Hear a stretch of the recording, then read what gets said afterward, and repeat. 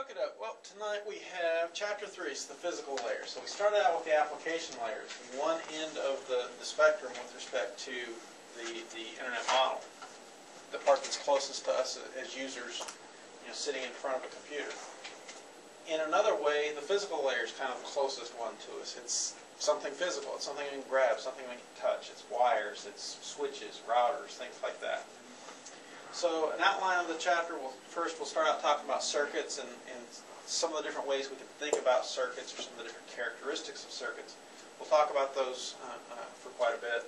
We'll talk about some of the different types of media, communication media, whether it's guided or unguided communication media. We'll talk about some different types of media that fit within each of those categories. Then there's several different types of transmissions, whether or not we're dealing with digital data and digital media or analog data and analog media. So we'll talk about some of those and the characteristics and what happens when we mix and match those.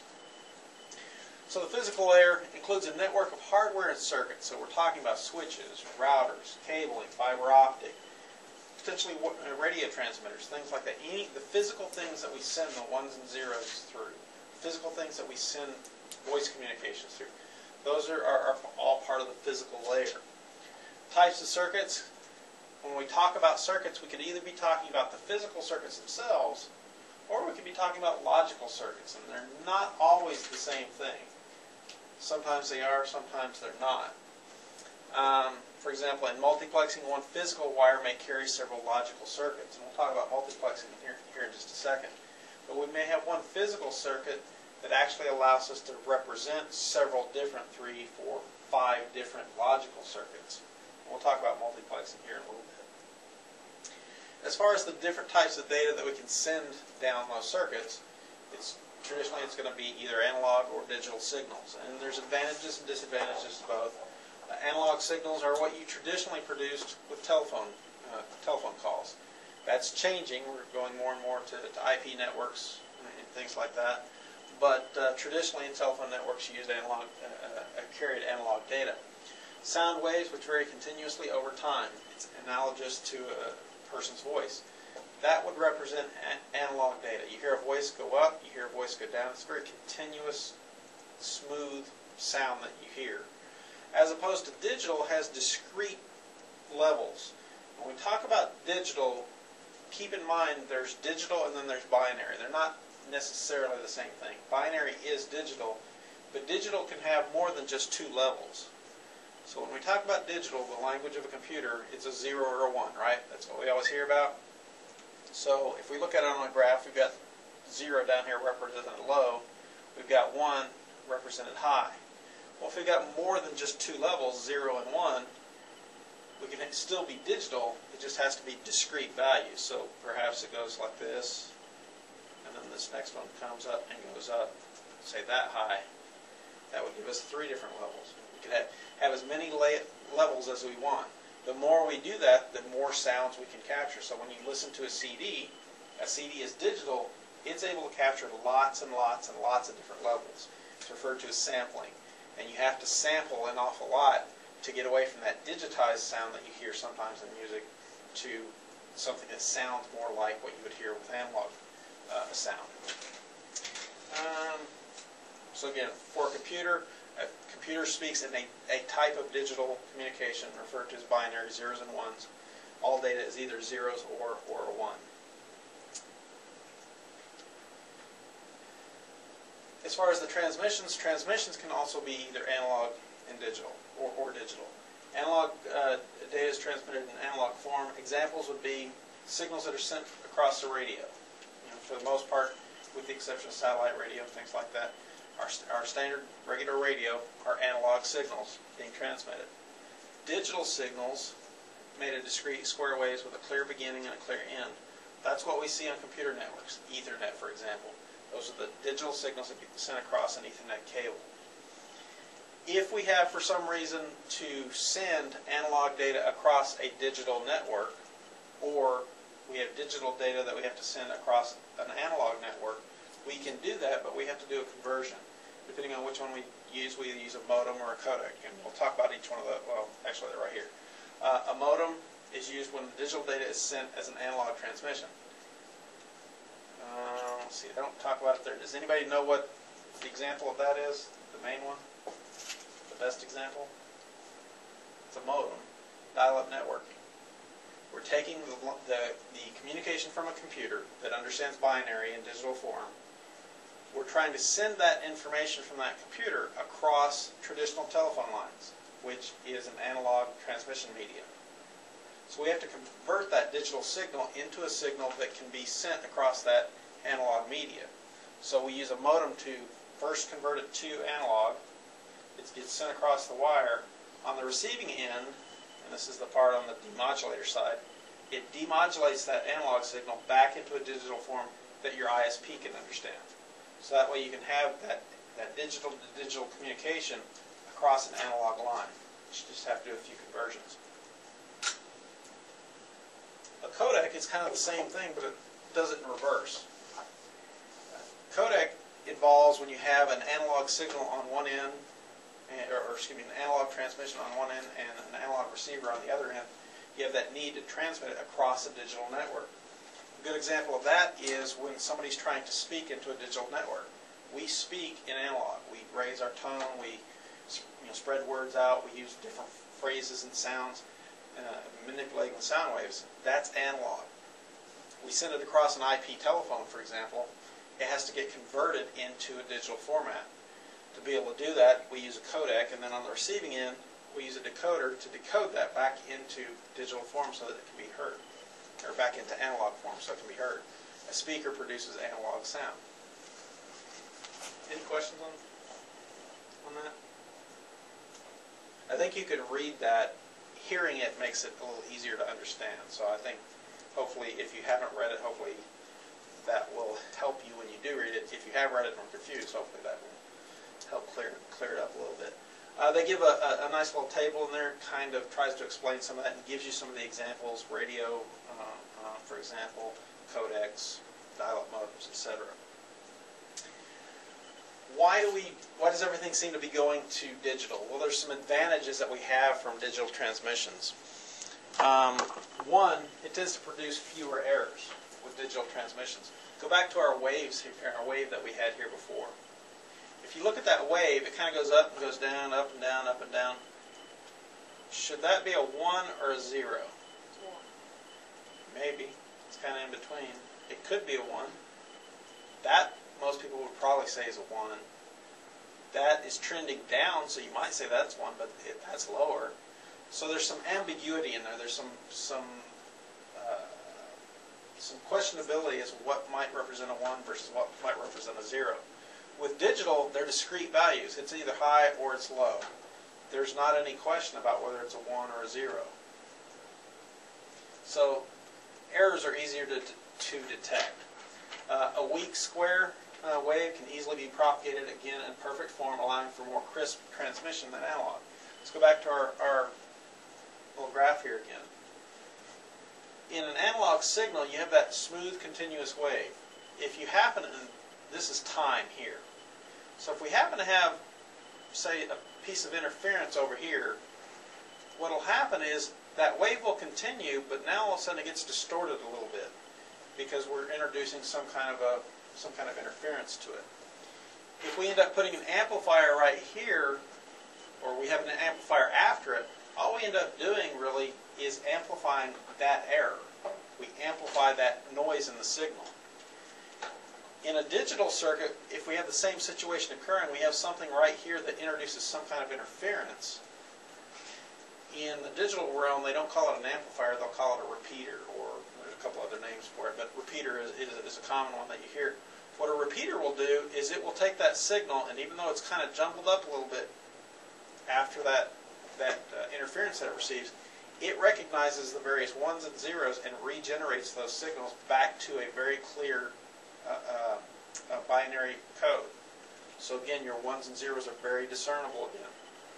So it's easier to clean up errors when it comes to digital transmissions. These two are related, permits higher maximum transmission rates, and it's more efficient. It gets those higher maximum transmission rates because it's more efficient. Digital data you can compress.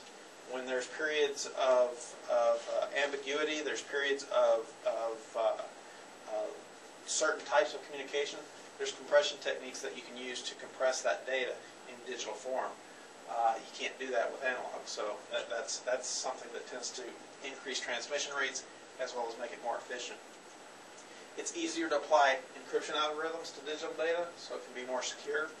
And it's simpler to integrate voice, video, and data all into one circuit. In some cases, and this is what you'll see at the end of the chapter, it talks about management implications.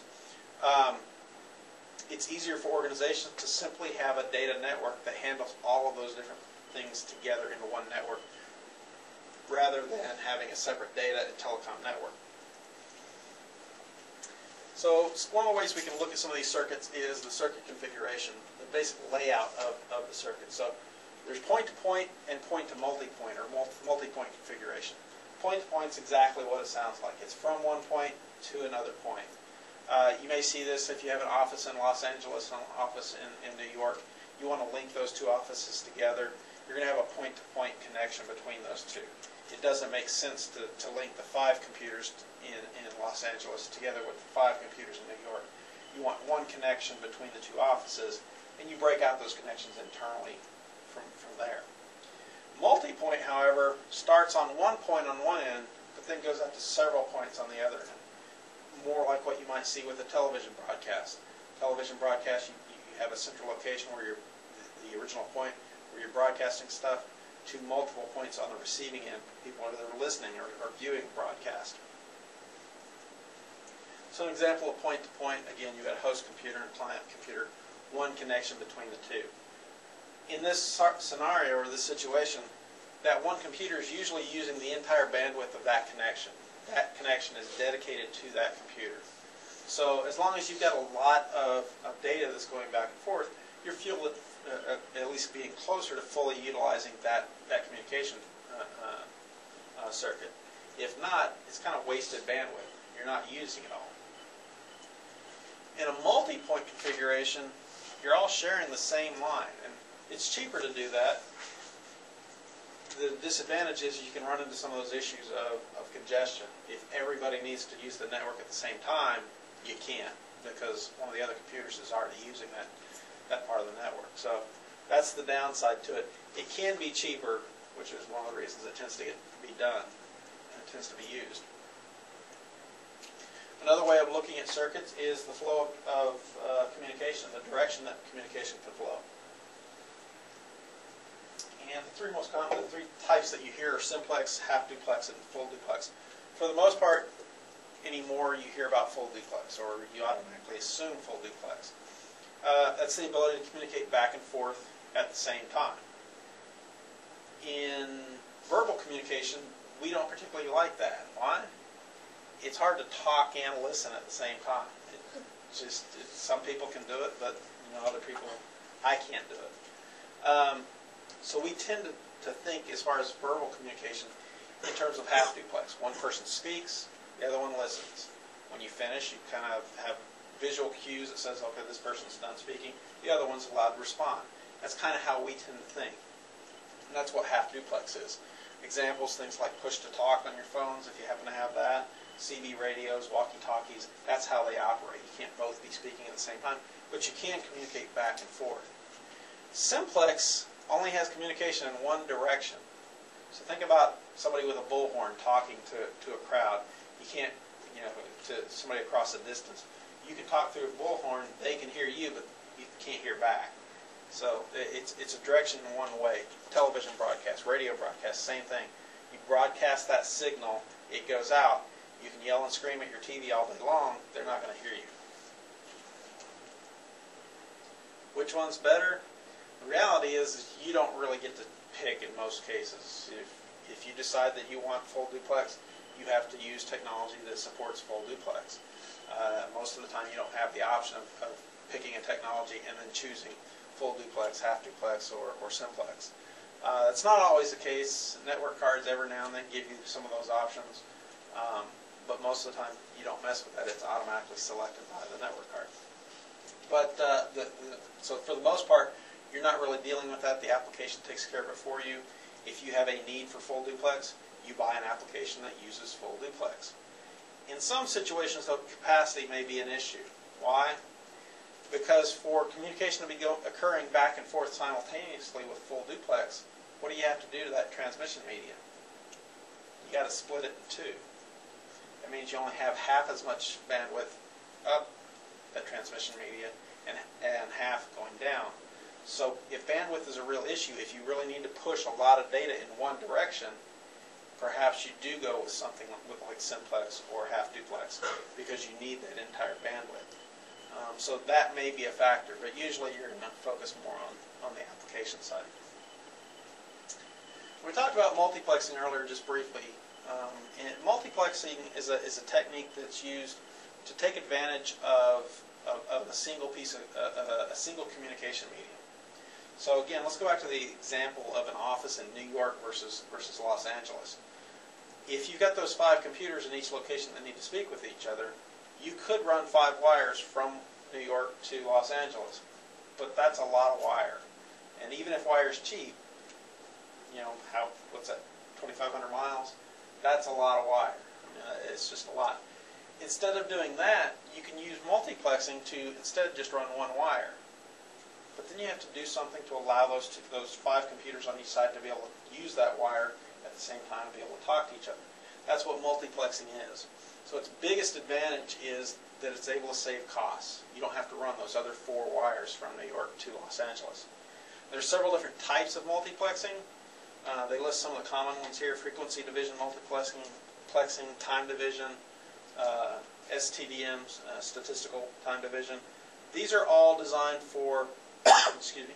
These are all designed for copper. This last one you see used in fiber optics quite a bit. So, any questions so far? Everybody kind of have a conceptual idea of multiplexing? Okay. So frequency division multiplexing, think of the communication medium as a tube.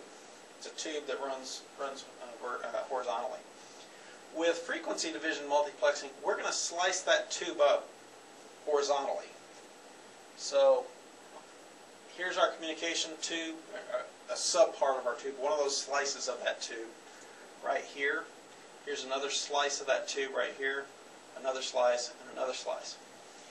Now, when you run communication lines next to each other, you run into an issue sometimes that's referred to as crosstalk.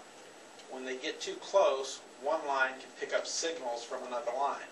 If you ever had an old telephone line, occasionally you'd pick up the telephone, you'd listen in, and you'd hear somebody else's conversation. That was a situation where crosstalk was occurring. Is that the same as EMI? It's not the same, but it's related. It occurs a lot of times for the same reasons: poor installation on cables, poor terminations, things like that.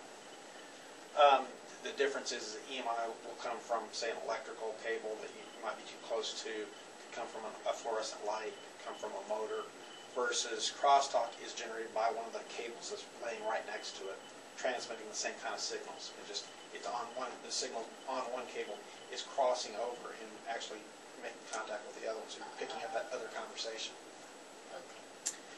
To try to protect against that, they put in what's referred to as a guard band. That's a little bit of space between the different frequencies that are used in that in our communication media, our tube. So we have a little bit of guard space there, and we have to put that between each one. What does that do? Well, it pulls away capacity. We can't send as much data down our communication medium because of that. So that's an issue when it comes to frequency division multiplexing, where we're able to send simultaneously data from all our various computers across that one medium, but we're losing some of the bandwidth because we have to put in all those guards. An approach to tackling that and not having that issue is time division multiplexing. Instead of slicing that tube horizontally, now we're slicing that tube vertically. So now we let each computer in turn speak. So the very first one we transmit through time division multiplexing, the very first one we let speak is computer D, and it sends its first message. Then computer C sends its message. Then computer B sends its, and then computer A sends it. And we continue to do that process over and over and over again. But then isn't that, sorry, isn't there a delay, like it's waiting for the other? That's part of the issue. Okay. Each computer is having to wait its turn. So that's one of the issues. If you could do this fast enough, that's not a huge issue, but that is an issue. The real issue with this approach is what happens if D doesn't have anything to transmit. On this receiving end, it knows there's 4 computers. If D doesn't have anything to transmit, it thinks that first message is from C. So to handle that, D has to transmit basically, or there has to be a spot reserved for that blank transmission that D has. What does that mean? Wasted bandwidth again. So we run into a similar issue. It tends to be more efficient than frequency division multiplexing because we don't have those bands that are reserved, but it still has that issue of wasting bandwidth because unless we have computers that are always talking, we end up wasting bandwidth. And that's basically what that slide is talking about. To try to address some of those shortcomings, there's the approach of statistical time division multiplexing, which basically applies a statistical technique to still divide up the use of the bandwidth by time, but to avoid those blank spots that you might have in a transmission. It creates more overhead because each side is having to run those calculations, but you end up with better utilization of your network.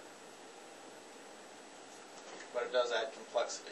So, wavelength division multiplexing, like I said earlier, is basically the application of multiplexing to fiber optics. So conceptually, there's nothing different in it. It's just a different name because it's a different medium that's being used. So it's how we split up light going down those down that communication medium. What you keep in mind though is you're able to really transmit a lot of data, really high-speed data down fiber optic relative to what you can do down some of the copper wires. So that's multiplexing. But what if we have the reverse of that? What if we have, instead of one line, say we're around an office or we're in town where we might have a lot of lines, but they're not fast, they're slow lines. We can use what's referred to as inverse multiplexing to use multiple lines to give us the result of one high-speed line. So you might have a host computer here, a computer over here, and they need to be able to communicate back and forth very quickly. But if all we have is a few slow telephone lines, we can combine those multiple lines into one virtual or logical single line, and as a result be able to push a lot more data down that communication medium. It gets used more frequently when we talk about transmitting data, video conferencing, those types of applications. We might have that type of situation where high-speed lines are very expensive. We can get multiple cheap lines cheaper.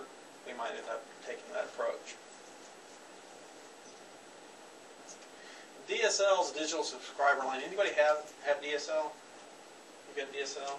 I've had DSL. I've had fiber. I've had cable. I've had dial-up. Avoid that if you can. But DSL, I was really pretty happy with for the most part. Really, all the high speed. It's hard to once you go high speed, it's hard to go back to dial-up. But DSL, when they say DSL, there's several different types of digital subscriber lines. So there's not one type, there's several different types. And we'll talk about that a little bit more here in just a second. But it became a popular way to increase data rates in a local loop. Uses full physical capacity of the twisted pair copper. In other words, the bandwidth that it's capable of handling, it uses that entire bandwidth. Our voice communications only uses up part of that capacity. It uses the rest of that capacity to be able to handle digital data. So basically what happens is it splits up that capacity to a voice channel and then an upstream and a downstream channel. Why? Because when we access the internet, we have to both send messages and receive. We have to upload a web request and we download the web page. So we have to have the ability to go up and down. For the most part, we tend to download more. And I'll talk about that a little bit more, why that's an issue in just a second. Requires a pair of DSL modems, one at the customer site and one at the telephone company site. They call it a modem by convention. It's not technically a modem. Why?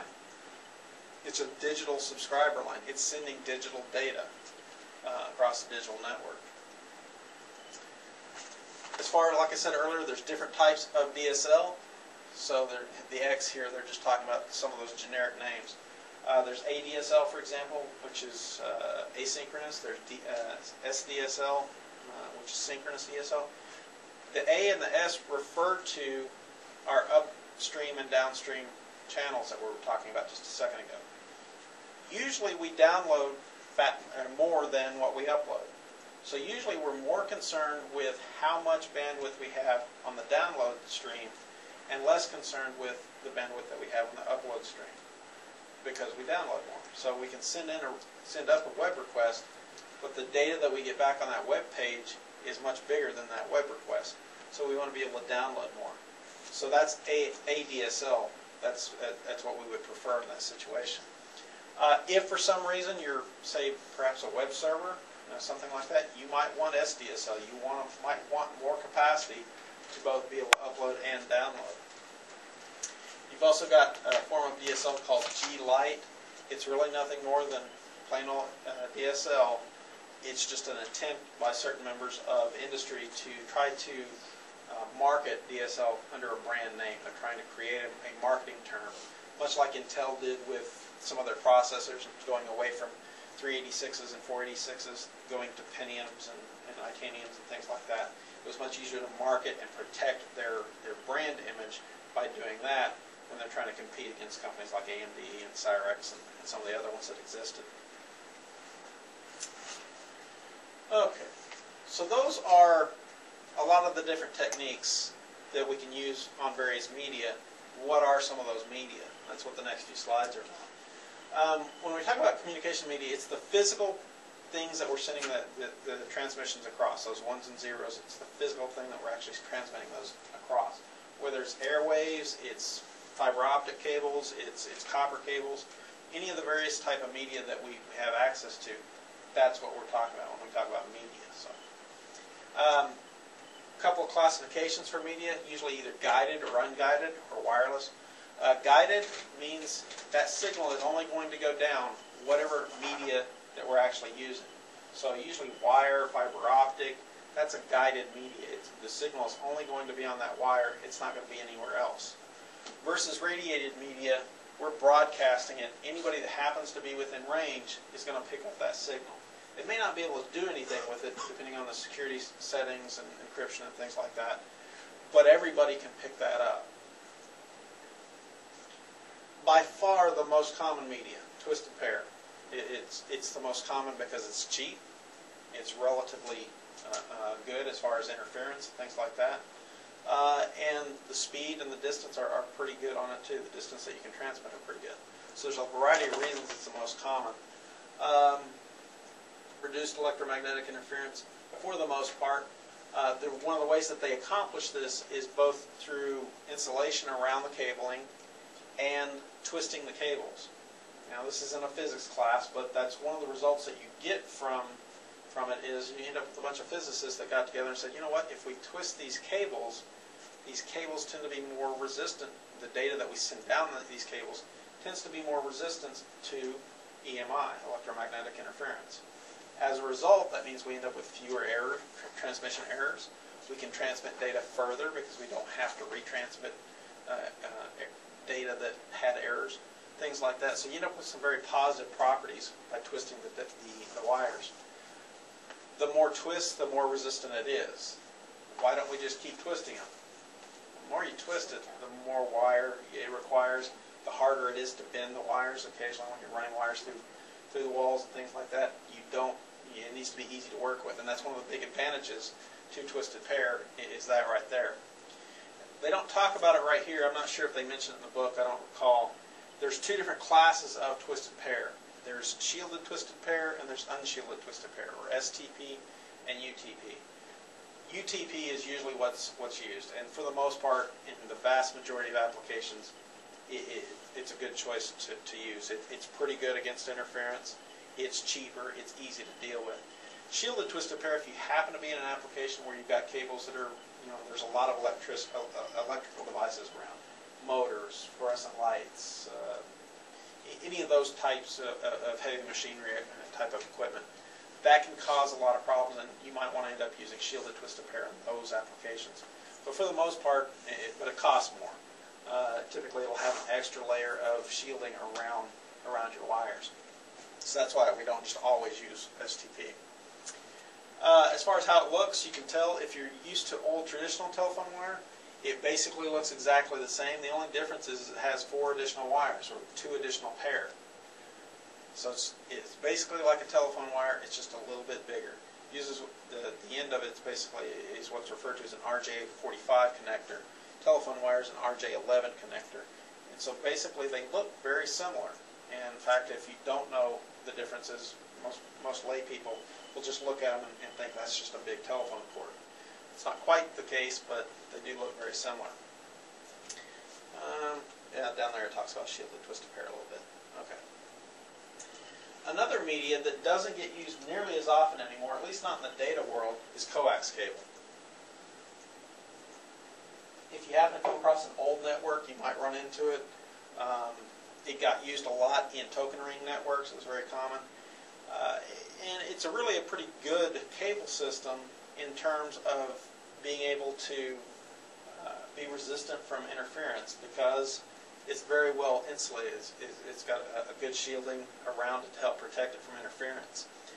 It does tend to, however, be a little bit more difficult to work with. If you've got turns, sharp turns to make, it's not quite as easy to deal with. It's just not something that's very popular anymore. You won't see that very often. Fiber optic is growing in popularity, but still, because of its expense, you don't see it all that often. It will continue to grow in popularity. It will become a standard at some point, a de facto standard at some point. But because of its expense, because of the difficulty in dealing with it in terms of splicing it, adding connectors, things like that, it's not overly popular at this point. It works basically, instead of sending electrical signals down that media, it works by sending light pulses down that media, either via a laser or an LED.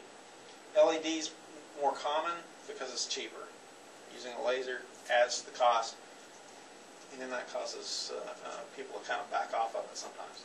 If you have an application where you need high capacity, you've got a lot of data that you have to send, it makes sense. That's why you see a lot of telecom companies laying fiber optic across the country, because they can lay one fiber optic cable in place of a lot of other types of cable and send the same amount of data, or even more.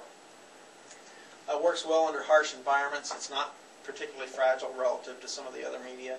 It's resistant to corrosion, fire, and water. Copper corrodes. Light, glass, plastic doesn't. It's very secure, and it's hard to tap. With copper wires, it's relatively easy to kind of tap in and listen to what's going on that network. With fiber optic, you have to have somebody that's much more skilled to be able to tap into a fiber optic network. So as a result, it tends to be more secure. I have a question. Okay, so if it's glass, it's got a glass core, right? It depends. Glass is preferred. You get better performance with a glass fiber optic. The reality is that's expensive to produce. So in a lot of cases, you end up with a type of plastic that gets used. Okay, so it's not glass. Because I was thinking when you bend it, around bends, won't it break? That's true. Well, the issue that you run into with respect to glass is it's so fine that you're actually able to bend it. Now you can't bend it like a regular cable, and that's much like the coax cable that we were talking about just a second ago. It's difficult to work with. If you have sharp turns and things like that, you can't do it with fiber optic. So that's one of the issues, one of the downsides of working with fiber optic cable. But yes, if you have a need for very high speed, you would want to use the higher cost glass fiber optics because you end up with better speed. But really, even with plastic, you end up with such incredible speeds relative to everything else. It makes sense. That's why most of the networks, that's what they end up using is that. And that's what we're going to talk about here in just a second, some of that distinction. So it works well under harsh environments. Fiber optic cable structure, they're all structured basically the same, but we'll talk about some of the subtle differences here in just a second. But the core is that single little piece inside of it. That's where the actual data is transmitted. Very high speed. It does this with a cladding around it, which helps to reflect that signal back in. So when you turn the cable, when the cable bends, that light tends to want to go straight. Well, we've got to be able to bend the light when it makes those turns, and that's what that part is for. That's what the cladding is for. And then we have a protective outer layer to help protect the cable. Some of the different types of cable: multi-mode, graded index multi-mode, and single mode. Ideally, and this is what we were talking about just a second ago, ideally you'd have single mode, but it's expensive. You've got a couple of other alternatives. Multi-mode, which is the least expensive, but has certain problems, and then graded index multi-mode is kind of a compromise in between. With multi-mode, that inner piece that actually transmits the data is pretty large, relatively speaking. And what happens is light ends up dissipating or bouncing off more in that type of environment. As a result, you don't quite have the distance increases that you might think you might get. On a traditional network running Ethernet over copper, the recommended distance is no more than 100 meters. That's pretty good in a LAN environment, but if you have to run it longer, that's probably not your best choice, because 500 meters is a good distance, but it's not huge. Graded index multi-mode reduces that spreading problem a little bit by changing the refractive properties. I'll show you an image here in just a second to kind of illustrate that. And because of that, you're able to get some better distances of it. Single mode, however, has a much thinner core, and as a result, it's using in addition to that, it's using a laser. So you end up with a much tighter beam, and that tighter beam then is able to be transmitted much further. So there's kind of an example that multi-mode, by using an LED in a very wide core, you end up over a distance starting to bounce those signals off the side of the cladding. Well, on the receiving side, that means part of the signal is getting there before or after the other part of the signal. If you used to have antenna for your television, you used to have that issue on occasion. You would end up with ghosts in your picture. If you ever had ghosts in your picture, what that was a signal was bouncing off of something, and you were receiving the signal twice. Part of it just after the previous part. As a result, you ended up with ghost images. So that's basically what occurs in that type of environment. The way you combat that, and it's not to scale obviously, the way you combat that is you shorten the distance, the recommended distance that you can have. And that's what they do to be able to use that. Graded index is kind of a compromise, and they're trying to control how those various light pulses are going to bounce off the side.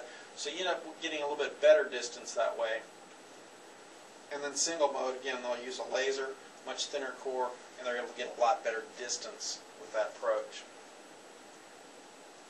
Is there any question so far up to this point?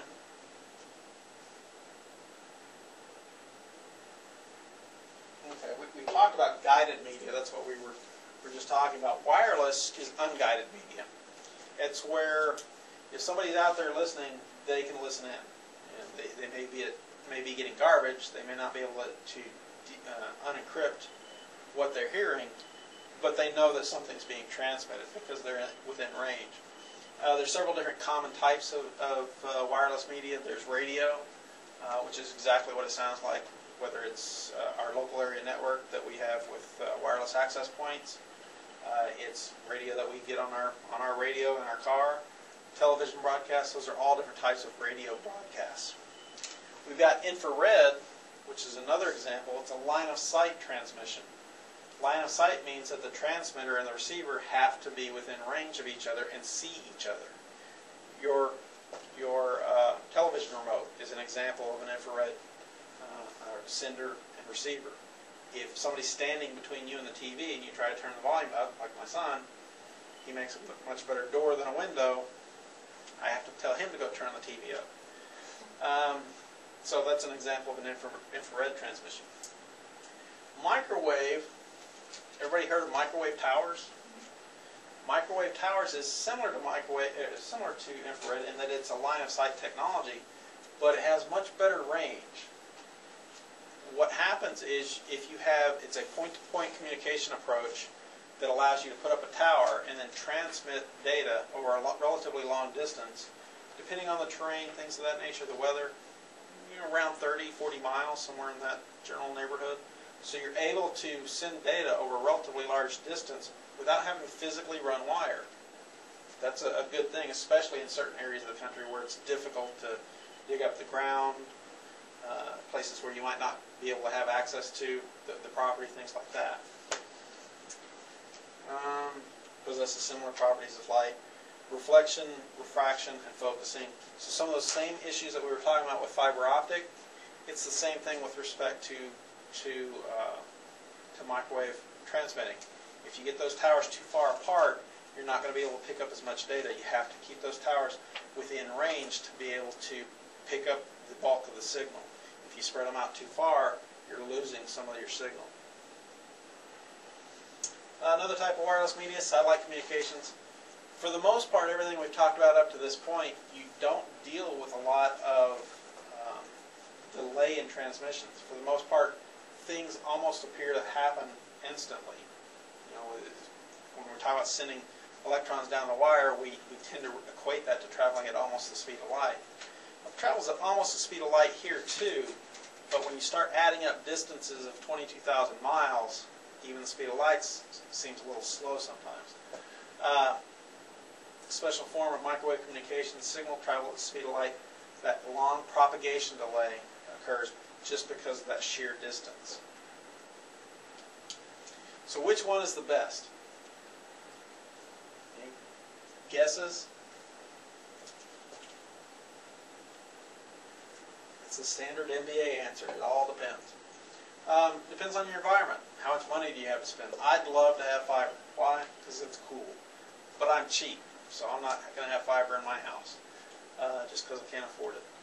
Transmission distance. How far do you have to transmit your communications? That's going to impact your answer.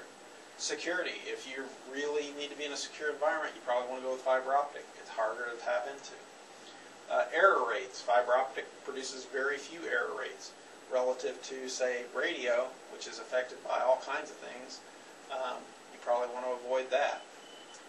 Transmission speed. So, depending on your environment, your requirements, your needs in your particular organization, that particular situation, is going to determine which particular media that they want to choose. They like tables in the book, and that certainly gives you a way to kind of compare the pros and the cons of the different media. And again, depending on those different factors, you got to be able to select one that's appropriate for that situation. So that makes sense.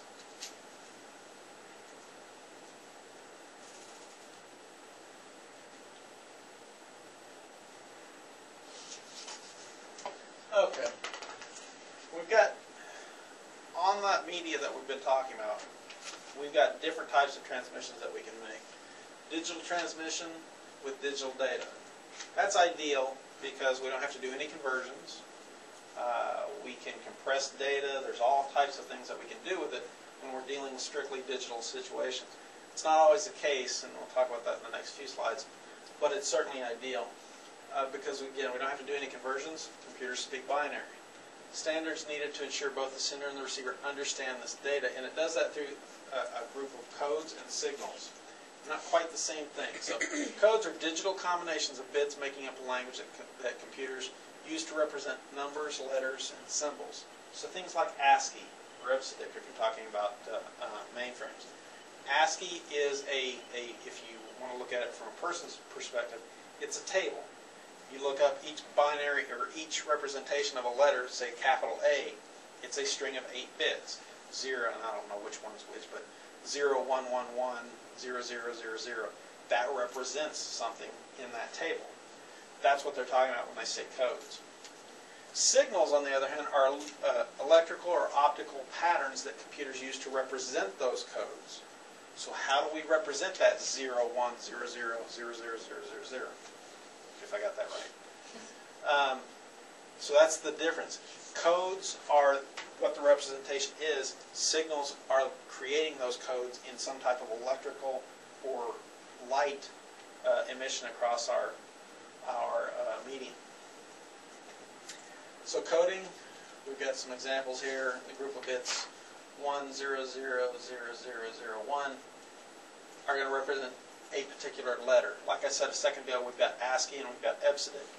ASCII is what our computers understand. That's how they understand what a 0 is when you type in 0 on a computer, or A, or B, or capital A, capital B.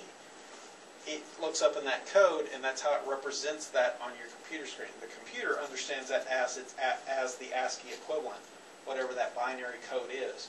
But it represents that A or that B to you because it looks up that code and says this is what the user is expecting to come up on the screen when they hit that key. It's not quite the same language for mainframes. That's why they don't talk real easily. We've talked earlier in the semester about middleware. If you want a PC to talk to a mainframe, you have to have middleware to be able to do that communication. This is why you have to have that, because they speak different languages. Their tables are different. Transmission modes. Bits in a message can be sent on a single wire, one after another, or multiple wires simultaneously. For the most part, we tend to hear about serial transmission anymore, and there's certain reasons for that. We'll talk about it here in just a second. And parallel transmissions, which you don't see as often anymore. Anybody have an old printer that they used to use? Used to plug up with a big fat cable, wide, about yay wide? Yeah. It was a parallel cable. Yeah, parallel cable. And what that is it's got multiple cables that data each clock cycle gets sent down each one of those wires. And you would think that that would be faster, but the reality is the way things are processed, serial actually ends up being a faster transmission.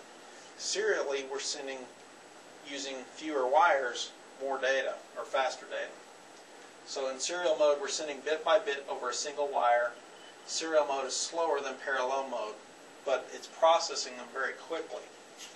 Parallel mode uses several wires, each wire sending one bit at the same time as the others. Parallel printer, for example, 8 bits at the same time. So let's say this represents a parallel cable. You might have 8 different lines. So you're able to send each one of these binary codes down a wire on the same clock cycle. Problem with it, it's used for short distances up to 6 meters, since bits sent in parallel mode tend to spread out over long distances. In serial mode, though, we turn it the other way. We send the 0, we send the 1, then we send the 0, one after the other. And we can do this really quickly anymore with the switching technology that we have available today. We're able to send these very quickly. That's why you end up with something like USB plugs, USB ports. They're able to process that information very quickly, and they're able to do it over further distances. So that's the advantage to USB.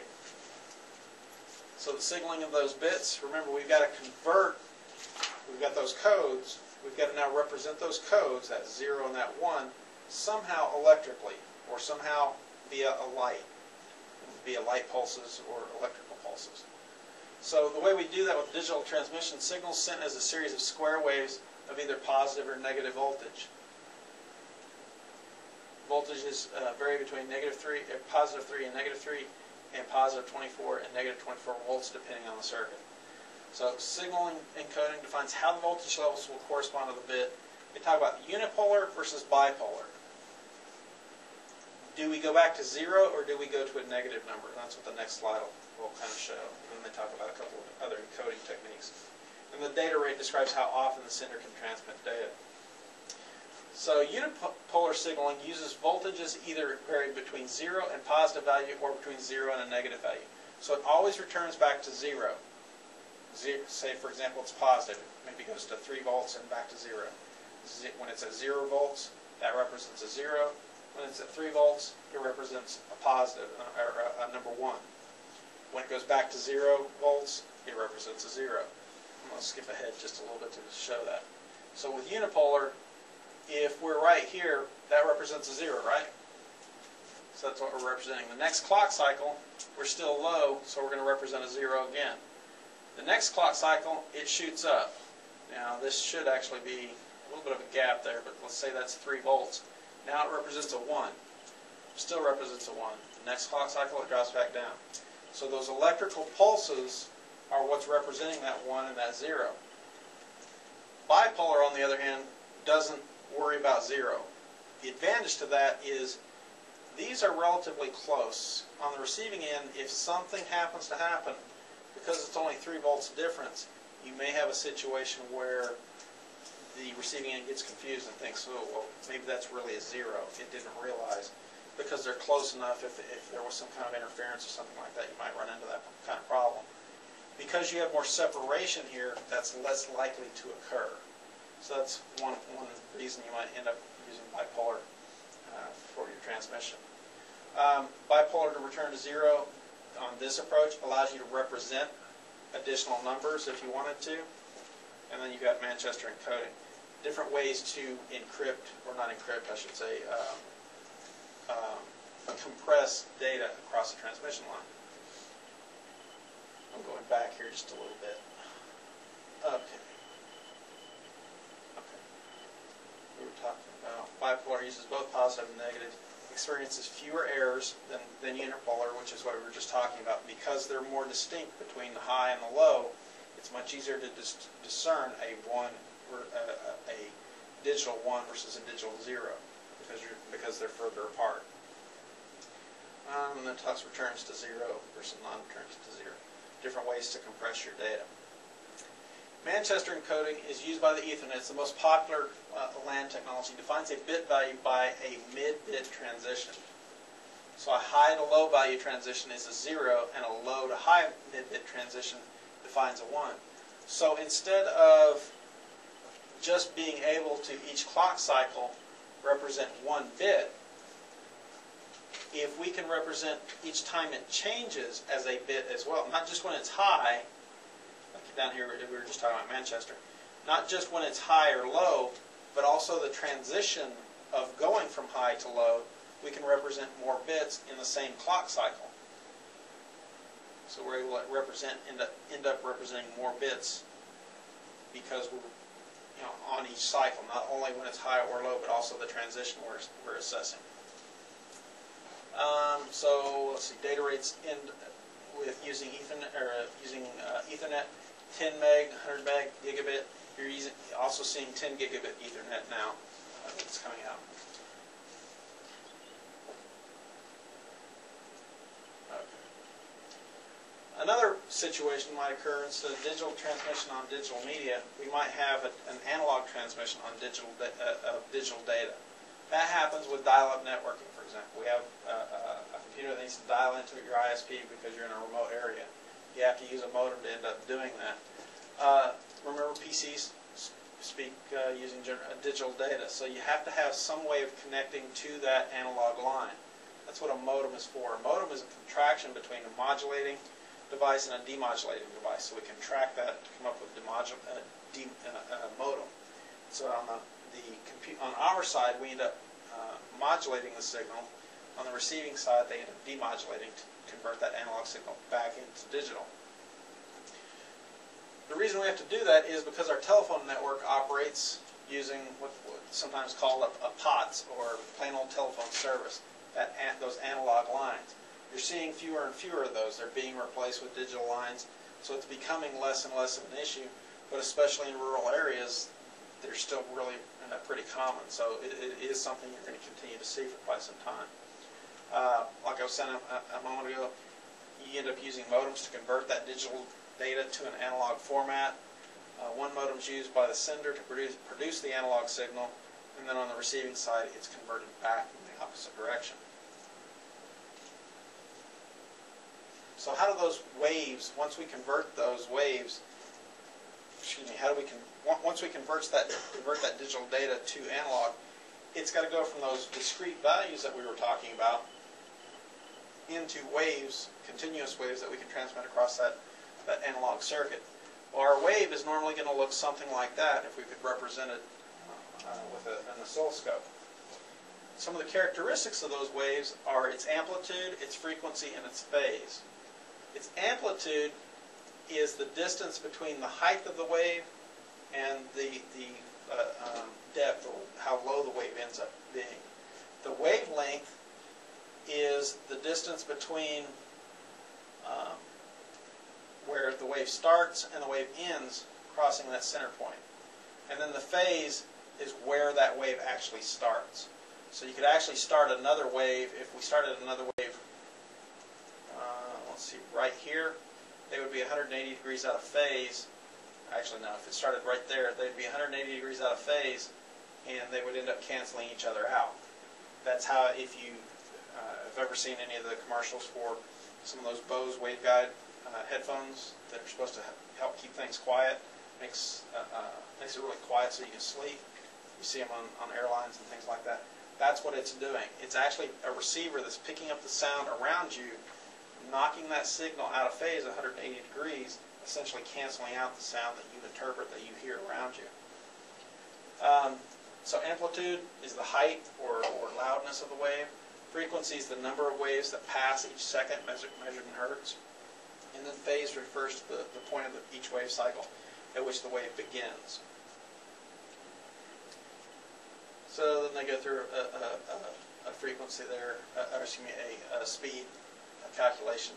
Frequency times the wavelength is going to equal your speed. Modulation, modification of the carrier wave's fundamental characteristics in order to encode information. That wave, to be able to transmit it, we have to modulate it in some way. That wave doesn't just travel down that copper cable or radio wave or whatever by itself. We've got to do something to that signal to be able to get it to go down that way, that medium. The most common techniques or approaches are AM, amplitude modulation, frequency modulation, and phase modulation. Obviously, if you listen to radio, you hear AM and FM. That's what they're doing. That's how they're modulating the signal to be able to transmit the signal so that you can hear it. You combine, what happens is you end up with two waves. You end up with an actual data wave and a carrier wave. The carrier wave is just a basic wave that it's transmitting some basic information that you need on the receiving side. Information about the frequency, about the amplitude, about the phase. That's picked up on the receiving side. That's a carrier signal. That's what, if you've ever heard the term carrier signal. That's combined with your actual data wave. So those two are combined and it modifies the wave that gets sent out. On the receiving side, because it picks up that carrier wave and it realizes, based on that carrier wave, this is what my frequency is, this is what my amplitude is, and this is what the phase is, it's then able to separate that wave out from the data wave and then produce whatever data that it actually was being sent along that carrier wave. So with amplitude modulation, we may be broadcasting a signal along these lines to represent a 0. When we need to represent a 1, we increase the amplitude. So the wave goes higher and lower to represent our 1s.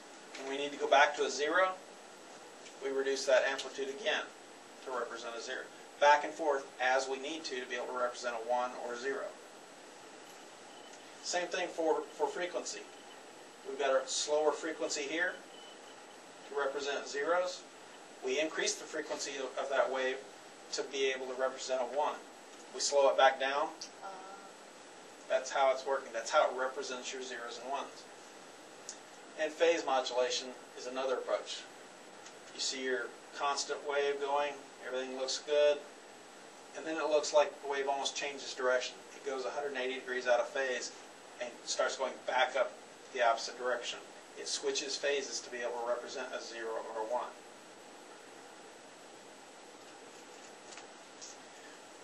Let's see. Where did it talk about symbols? Symbols use each modification of the carrier wave to encode information. This is similar to what we were talking about earlier when we were talking about symbols and talking about codes. This is what they're talking about when they get down to here in just a second. You can combine some of those different encoding techniques to represent more pieces of data if you want. So this is 2-bit amplification, AM, amplitude modulation. So you're able to cram in the representation of more bits. So each one of these is a clock cycle, right? Out of the wall we get 60 hertz per second. The faster the clock cycle, the more data that we can send. Or the more data that we can send each clock cycle essentially suggests that we're speeding things up, or gives us the opportunity to speed things up. So that's what we're doing here. If we combine some of these techniques, we can end up, for each clock cycle, representing more than one bit at a time. So in this case, by manipulating our amplitude to this level, we can represent 2 zeros. If we go this high, we can represent 2 1s. If we're in between, we're 0, 1, and we go back to 0, 0.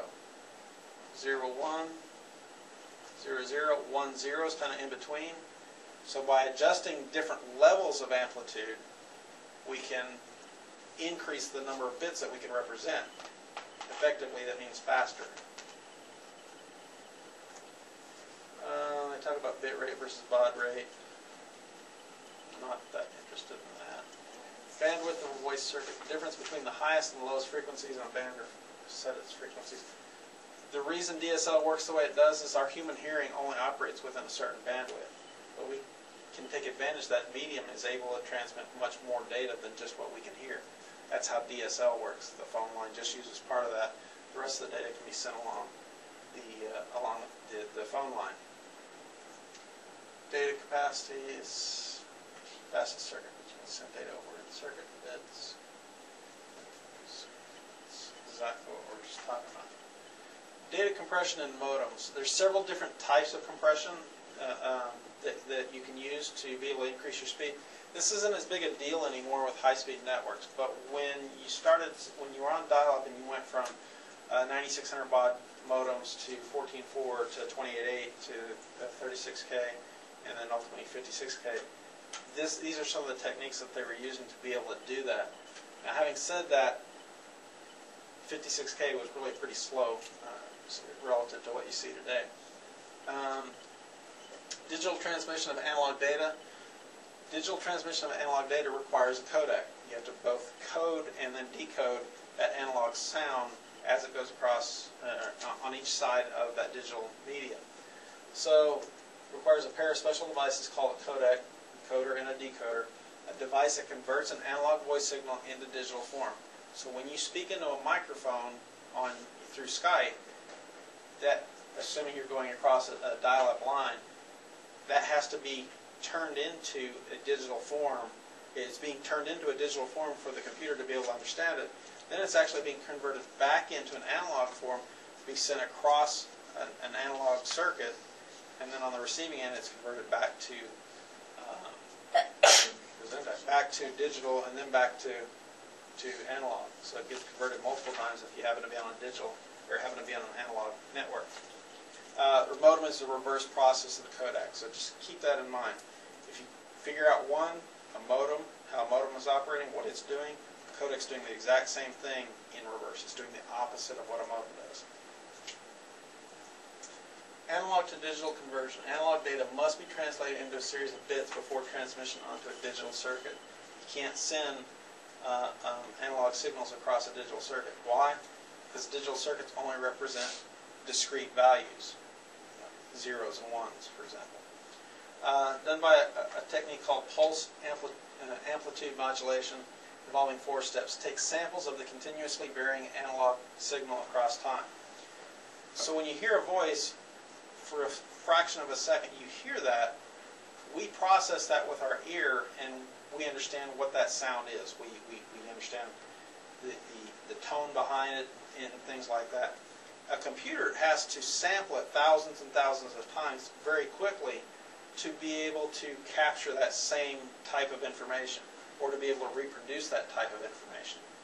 If it doesn't, if it only samples it a few times, you end up with that very digitized voice that you hear sometimes. It's popular in some songs now where they literally try to make it sound that way.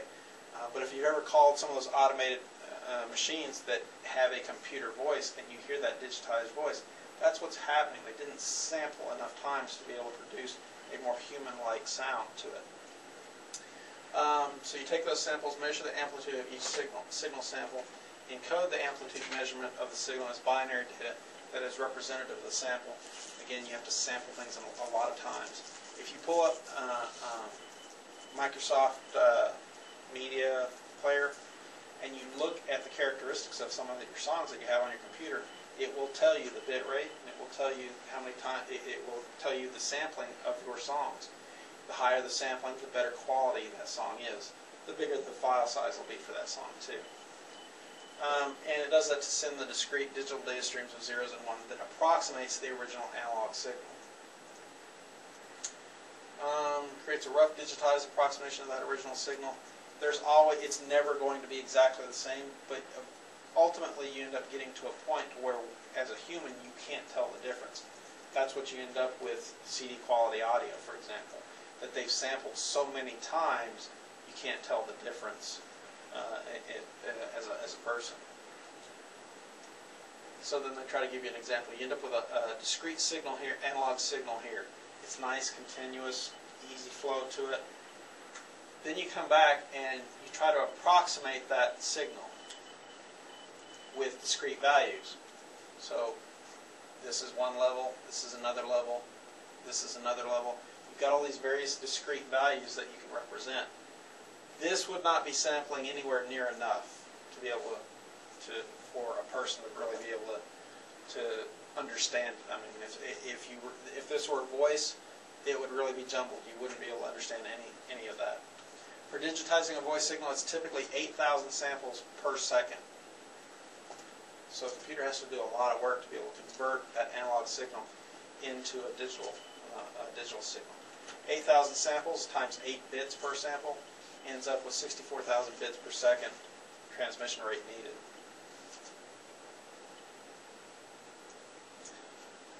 Let's see, minimizing quantizing errors. Increase the number of amplitude levels or sample more frequently. Usually you end up increasing the sample more frequently. The more you sample, the better quality you're going to get. Or the alternative is to increase the number of amplitude levels, which is essentially the same thing. So you can sample more, which means you have more slices this way, or you can raise the amplitude levels, which means you've got the opportunity to represent something way up here, etc. So there's two ways to be able to increase the quality of a transmission. Sampling is what we usually adjust. And then they try to give you a graphic representation of sending data across a digital network. So a person speaks into a telephone receiver. You've got an analog signal that represents that voice transmission. It gets converted using a codec, transmitted across a digital network. On the decoding side, it then converts that back into an analog signal from those ones and zeros, back into an analog signal so that the sender, or so that the receiver can see that, although I think I did that backwards. Combined modulation techniques. We can combine amplitude modulation, frequency modulation, and phase modulation onto the same circuit, and allows us to really speed things up quite a bit. So pulse code modulation, I'm not going to worry about that.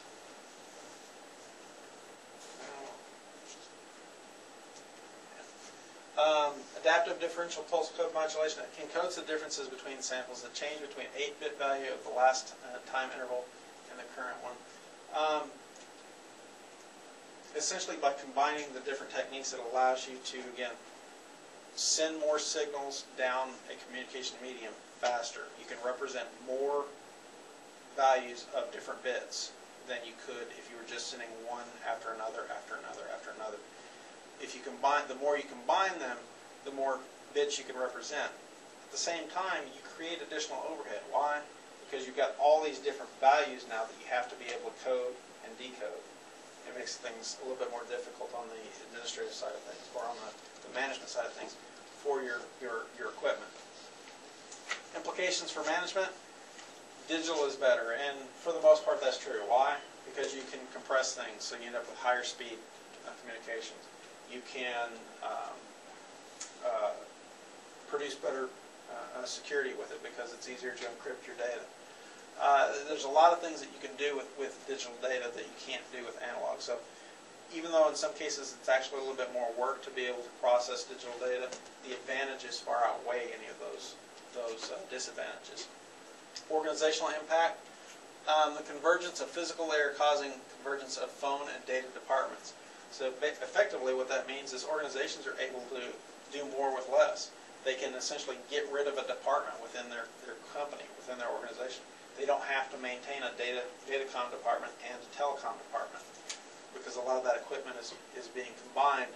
Like it's talking about down here on this next one, that the telecom industry is, you're seeing a lot of mergers. You're seeing organizations that were typically in the telecom industry moving over into datacom and providing both, and vice versa, becoming larger and fewer of those companies. And so that's resulting in one type of department in a lot of organizations that provide both of those services. So those are the effects that some of these changes are having on organizations. And that is it for that chapter, Chapter 3, the physical layer. I think it's a fairly interesting chapter. Some of the stuff does start to fall apart there. It gets overly technical that I don't see provides a lot of value. But a lot of it is really some pretty good stuff too. So, any questions over Chapter 3?